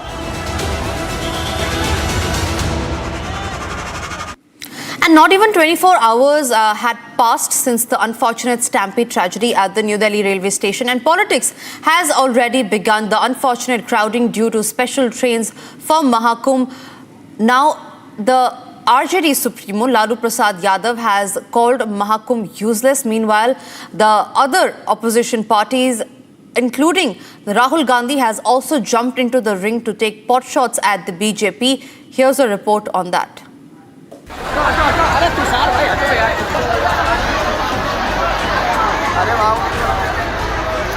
Less than 24 hours after the unfortunate tragedy at the New Delhi railway station, which led to a stampede that claimed 18 lives, politics over the incident has already begun. It all started last night when massive crowds gathered on the New Delhi railway station for boarding the Prayagraj Express. The sudden surge of passengers amid sources indicating last-moment change of platforms, over 1,500 general tickets issued at the last moment, are amongst various reasons being probed behind the tragedy. The Railways has ordered a high-level inquiry into the matter, but this did not stop the opposition leaders from politicizing the tragedy. In the most shocking manner, RJD Supremo and former Railways Minister Lalu Prasad Yadav blamed the Mahakumbh, calling it quote-unquote useless. अरे सब कुंभ का क्या कोई मतलब है, फालतू है कुंभ। बहुत दुखद हुआ है, एकदम लापरवाही है कांग्रेस के। रेल मंत्री को इस्तीफा करना चाहिए, जिम्मेवारी लेना चाहिए। बहुत बड़ी हादसा हुआ। कुंभ में भी भगदड़ हुआ था सर। कुंभ में भी हुआ, कुंभ आस्था का जगह है, आस्था का जगह है, लोग जाते हैं। दोषी कौन है सर? दोषी गवर्नमेंट है, गवर्नमेंट को। Not just that, AIMIM chief Asaduddin Owaisi also called the entire tragedy a BJP cover-up. Leader of opposition Rahul Gandhi too called the entire tragedy a failure of the government and blamed the insensitivity of the administration. Aam Aadmi Party leader and former Deputy Chief Minister of Delhi Manish Sisodia also entered the political arena with a jibe, calling the government Aapda Sarkar. Amidst this, Union Minister of Railways Ashwini Vaishnav is likely to chair a meeting at Rail Bhavan. The authorities have now enforced a temporary ban on arti on the banks of river Ganga in Varanasi. The announcement comes amid the rush of pilgrims to the holy city after visiting the ongoing Mahakumbh in Prayagraj. Take a look at this detailed report for more.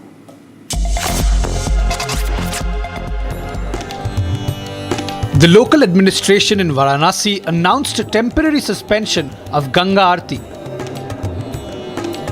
The announcement is being seen as a precautionary measure amid the surging flow of visitors to the holy city. According to officials, Varanasi is witnessing a significant uptick in the number of visiting pilgrims after taking the holy dip at the ongoing Mahakumbh. The authorities announced that the customary arti on the banks of the Ganges will remain suspended till February 26. The iconic Kashi Vishwanath temple has been seeing record turnouts in the last few days. The authorities have also suspended physical classes at schools up to class 8, while traffic curbs have been enforced to regulate movement and secure the passage of devotees to Varanasi.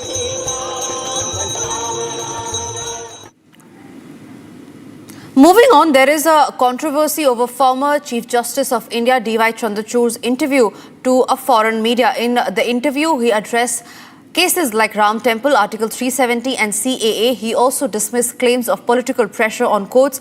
Now, the former Chief Justice of India D Y Chandrachud has defended the Supreme Court's verdict upholding the abrogation of Article 370 of the Constitution, stating that it was a temporary and transitional provision meant to fade away. In an interview with the foreign media, Justice Chandrachud emphasized that the Supreme Court acknowledged the elected government's decision to abrogate the provision, which was introduced as a transitional arrangement due to war-like conditions in the state. Now, responding to the interview, top jurist Harish Salve slammed the former Chief Justice of India, saying that how can he give power to foreign nation to question India and that decisions of the Supreme Court. Listen in to what he had to say. Chief Justice of India, Justice Chandrachud, who's giving out a lot of interviews to BBC and other Western media outlets. It's been trending for the wrong reasons. What are we supposed to think of it when answers are not able to come out? This raises issues of great moment. The Chief Justice of India is a part of the Supreme Court of India, and I don't think he should be speaking of what the court does, because it's not him, but the Supreme Court, which was actually on trial in that interview. We always say judges should only speak through their judgments. Take the Article 370. The judgments gave reasons why it upheld. You bring this up in a private interview and your motives for the judgment are questioned. All sorts of aspersions were cast. Also, when you sit in an interview like this, he was asked why he did not hear the Citizenship Amendment Act case. Who's a journalist to ask why our Supreme Court hears a case or doesn't hear a case? So, and what was the underlying suggestion? That the Supreme Court has lost its duty to the Constitution in holding the balance even between different castes and communities? So this is the complete danger of giving interviews on judicial work. You want to give interviews on administrative work, on how you've introduced technology, how you're working on improving the lot of the complete near defunct legal system and where there are staggering areas. Speak about that. Don't speak about judgments ever. I think the larger picture that you said is when he spoke about this, the Supreme Court was on trial. It's not only this, sir. Every time there is any PIL that is filed that is asking for questioning the electoral voter turnout and other things, whether the EVMs are being questioned, to be answering to a foreign government is something that judges should possibly not be doing at this point. Judges should speak through their judgments. And then we follow the discipline. We may criticize their judgments, we may discuss their judgments, we may tear into their judgments, but we don't discuss judges. What you've done is you put judges on trial, not judgments. Sir, final words. When it comes to people who are now speaking out, judges who are speaking out, what about this lobby in the Supreme Court that was trying to intimidate the judges at one time and trying to bully them in a way of trying to hear some cases here or there? See, this cut and thrust in the Supreme Court should remain inside the courtrooms and at worst gossiped about in the corridors of the Supreme Court, but not beyond. Don't take this seriously. Our judges are made of sterner stuff. They know how to deal with these people. Let's also now have a quick check of the other stories. This is Bharat in 5 minutes for you. Illegal Indian immigrants from Haryana who were deported from the United States were taken to Ambala police lines. The second batch of illegal Indian immigrants reached Amritsar on late Saturday night.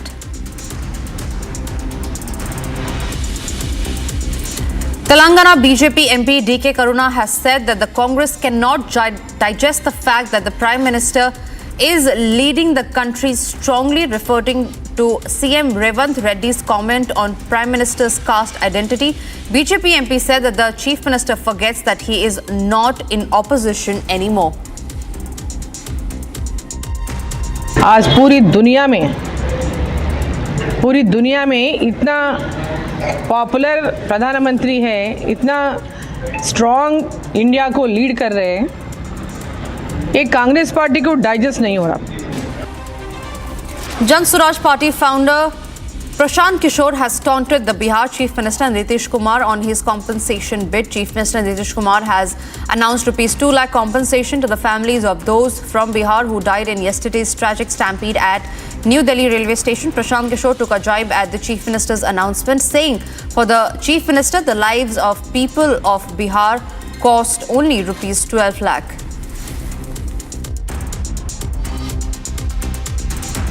मैं नीतीश जी के लिए बिहार के लोगों की जान की कीमत 2 लाख रुपया है. DCP Railways KPS Malhotra has said that the situation at platform number 16 at New Delhi railway station is under control now. He said Prayagraj special train will run from platform number 16 and then Vande Bharat will also run from the same platform. Yesterday, no doubt the crowd was unexpectedly high. And there was some delays as well, and those points, I think what happened yesterday is definitely very important point, but let the expert opinion come on that. On Delhi's Stampede incident, Congress has said that the government should have been better prepared. Congress leader Pratap Singh Bajwa has said that the government should be fully prepared for such a mega event. He was referring to Kumbh Mela, where he was talking about the preparation of the Mahakumbh. He said that it should be organized in its system. Bajwa also blamed the Centre, Railway Ministry and the UP government for the tragedy. Second stampede फिर new Delhi के railway station, कोई बहुत फार fest railway station हो, आप कहो कि वहाँ जी administration prepared नहीं थी. यहाँ तो देश का कैपिटल है और देश के कैपिटल में भी अगर आप प्रबंध नहीं कर सकते तो आप मुझे बताओ कि उस गवर्नमेंट को क्या कहा जाए, नालायकी कहा जा सकता है. Former British Prime Minister Rishi Sunak visited Fatehpur Sikri monument at Agra today. He was accompanied by his wife Akshata Murthy, their children and mother-in-law Sudha Murthy. The former British Premier visited Taj Mahal yesterday. He is on a visit to India recently.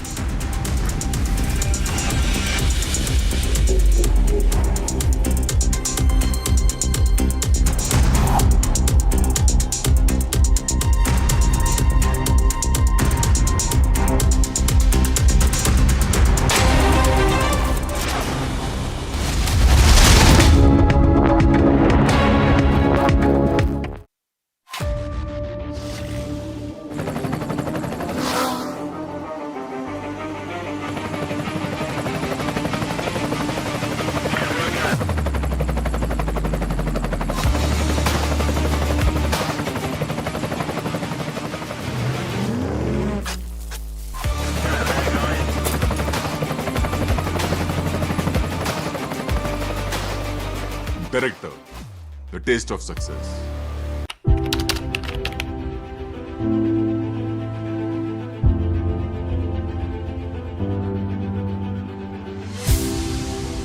देखो बड़े लंबे समय तो मैं भी ਇਹ ਗੱਲਾਂ ਸਟੇਜਾਂ ਤੇ ਕਹਿ ਰਿਹਾ ਤੇ ਸਮਝ ਵੀ ਆ ਰਹੀਆਂ ਨੇ ਕਿ ਕੇਂਦਰ ਸਰਕਾਰ ਜਿਹੜੀ ਹੈ ਉਹ ਪੰਜਾਬ ਨਾਲ ਹਮੇਸ਼ਾ ਵਿਤਕਰਾ ਧੱਕਾ ਜਿੱਥੇ ਮੌਕਾ ਮਿਲੇ ਉਹ ਜਾਣ ਨਹੀਂ ਦਿੰਦੇ ਪੰਜਾਬੀਆਂ ਨੂੰ ਬਦਨਾਮ ਕਰਨ ਦਾ ਪੰਜਾਬ ਨੂੰ ਬਦਨਾਮ ਕਰਨ ਦਾ ਕੋਈ ਮੌਕਾ ਮਿਲੇ ਉਹ ਜਾਣ ਨਹੀਂ ਦਿੰਦੇ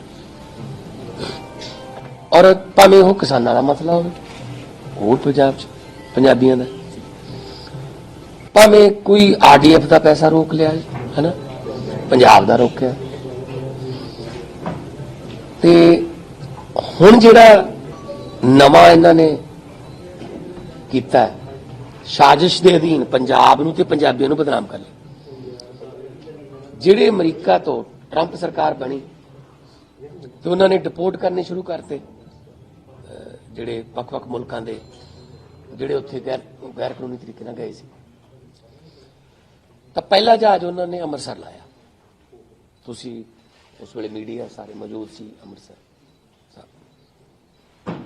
ਜਿਹਦੇ ਵਿੱਚ 33 ਗੁਜਰਾਤ ਦੇ ਸੀ 33 ਹਰਿਆਣੇ ਦੇ ਸੀ 30 ਪੰਜਾਬ ਦੇ ਸੀ 2 ਮਹਾਰਾਸ਼ਟਰ ਦੇ ਸੀ ਇੱਕ ਮੇਰੇ ਖਿਆਲ ਚ ਉੱਤਰਾਖੰਡ ਦੇ ਸੀ ਤੇ ਚਲੋ ਪਹਿਲਾ ਜਹਾਜ਼ ਉਹਨਾਂ ਲਾ ਲਿਆ ਪਤਾ ਨਹੀਂ ਕੀ ਕਟੇਰੀਆ ਹੁਣ ਦੂਜਾ ਜਹਾਜ਼ ਆ ਰਿਹਾ ਜੀ ਦੂਜਾ ਜਹਾਜ਼ ਵੀ ਕਹਿੰਦੇ ਅੰਮ੍ਰਿਤਸਰ ਉਤਰੂਗਾ ਜੀ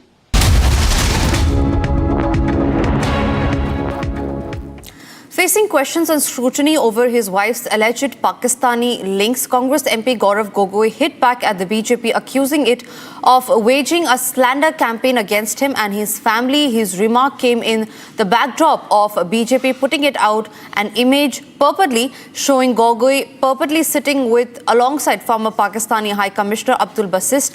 Meanwhile, unfazed, BJP has taken on the Congress MP, asking him to disclose all the details. Take a look at this report. Amid the vicious war of words over his wife's alleged Pakistan links, Congress MP Gaurav Gogoi came out all guns blazing at the BJP. Tearing into the BJP, Gogoi accused the ruling party in Assam of peddling a malicious slander campaign against him. Speaking to reporters today, the Congress MP said the BJP has nothing to show in terms of governance in Assam.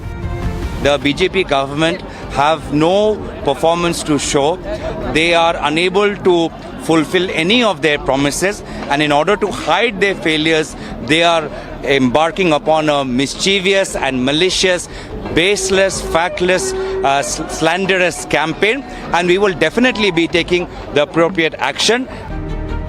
Meanwhile, unfazed by Gogoi's scathing response and threat of legal action, Assam Chief Minister Himanta Biswa Sharma said his government has now ordered a probe. The Chief Minister added that the cabinet has also sought a probe into Ali Taqir Sheikh, the alleged Pakistan contact of Gogoi's British wife, Elizabeth Colburn Gogoi. It appears that Mr. Ali Sheikh has been in contact with Srimati Elizabeth Gogoi, a British national and the wife of Honourable Member of Parliament from Assam, Sri Gaurav Gogoi. Apart from his engagement with the government of Pakistan, Mr. Ali Sheikh has also founded Lead Pakistan, a non-profit organization working in the field of climate change. Srimati Elizabeth Gogoi, a British national, was an integral part of Lead Pakistan during her time spent in Islamabad. Upping the ante against the Congress leader, earlier the BJP claimed that his British wife used to work for a non-profit linked to Pakistan's external intelligence agency, the ISI. The BJP also put an image showing Gogoi sitting alongside former Pakistan High Commissioner Abdul Basit. The BJP also questioned Gogoi's line of questioning in Parliament after the alleged meeting with the former Pakistani envoy. With the BJP now going after Gogoi and the Congress leader alleging slander, expect the showdown to escalate in the coming days.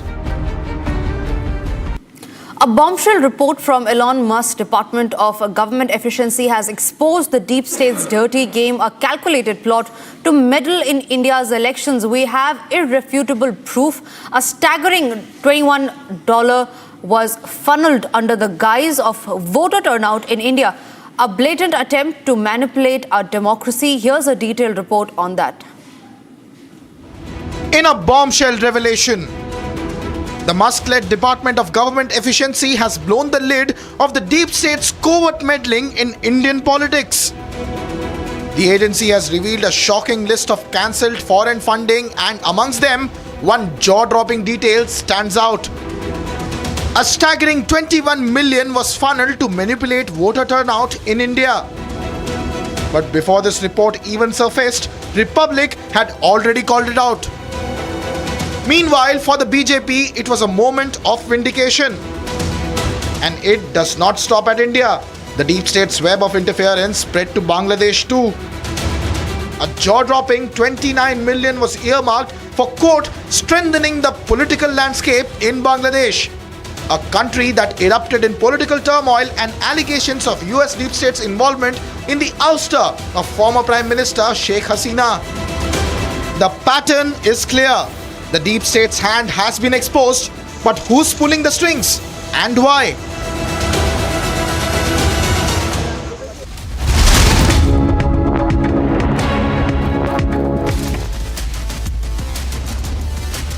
Coming up after the break on The Burning Question at 9 p.m. tonight is the reason on what actually led to the stampede in which 18 people have been killed while 11 others have been injured. All that and much more after a very short break.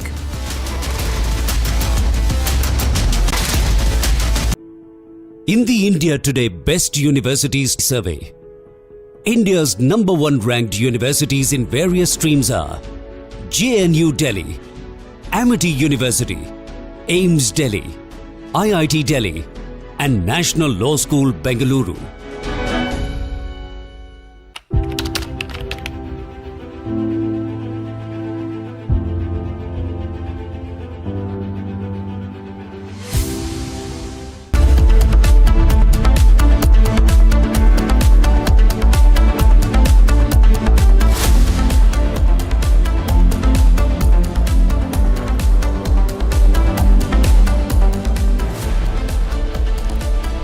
Good evening, ladies and gentlemen. Tonight I come to you with a major network announcement. And this is something that we have been all planning and working on at the Republic Media Network for a while now, on how we can use your beloved network and an influential platform like Republic to build a limitless India. As of now, 900 million of you worldwide are believers in the Republic Media Network. 900 million cumulatively, that is more than the population of 99% of the countries on this planet. So what can you and we at Republic do together, dear viewers? You who are the real strength of Republic. You are Republic and we are your voice. Dear viewers, it is you who are the real propellers of this spectacular phoenix-like growth of Bharat. It is you who are the vox populi, the voice of a people, which is the voice of God. It is you who are the Yuva Shakti-driven firepower of India. How can your very own news network work together with you to bring in your brilliant young vision to create a limitless India? A limitless India of unclaimed horizons. A limitless India of... From Asia's largest news headquarters, setting the agenda for Bharat.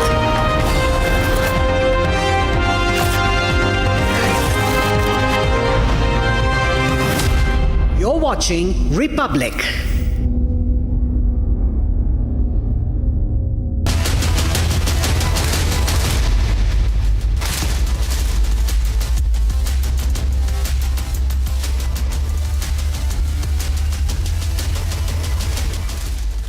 Hi there, good evening and welcome. The fact that you're watching News Sunday shows how seriously you take what's happening around you and in the country. So let's have an hour of engaging news conversation.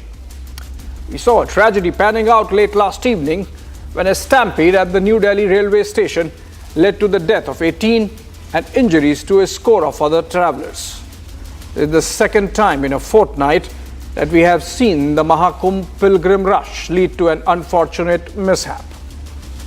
On January 29, we had a similar stampede in Prayagraj, leaving 30 dead. Crowds beyond carrying capacity of infrastructure lead to these crowd crushes. The world over, Hajj in Saudi Arabia has seen 6 major stampedes in the last couple of decades, for example. Could the authorities both in Delhi and Prayagraj have planned it better? We keep hearing reports of the policemen in Mahakumbh having worked 24/7 last 2 months to make the biggest gathering of humanity a law and order success.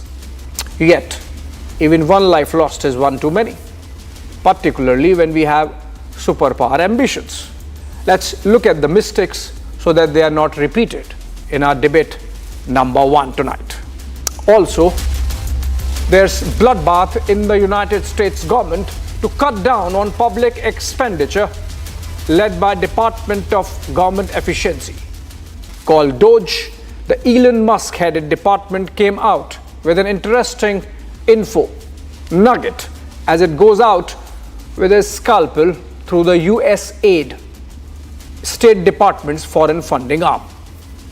The same USAID that was in news a couple of days back for spending dollars, hundreds of dollars, thousands of dollars to train hundreds of journalists across India as an influence peddling operation.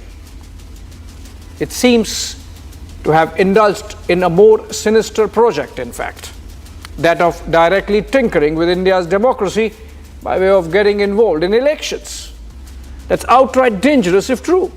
Spending over 180 crores plus $21 million on pushing voter turnout is a clear case of targeting sovereignty of the country through elections.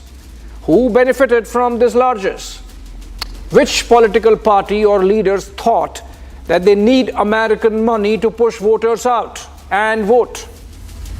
If voters come out to vote based on foreign money, whose agenda would they fulfill? These are some of the questions we asked tonight. Headlines first. All right, 9 p.m.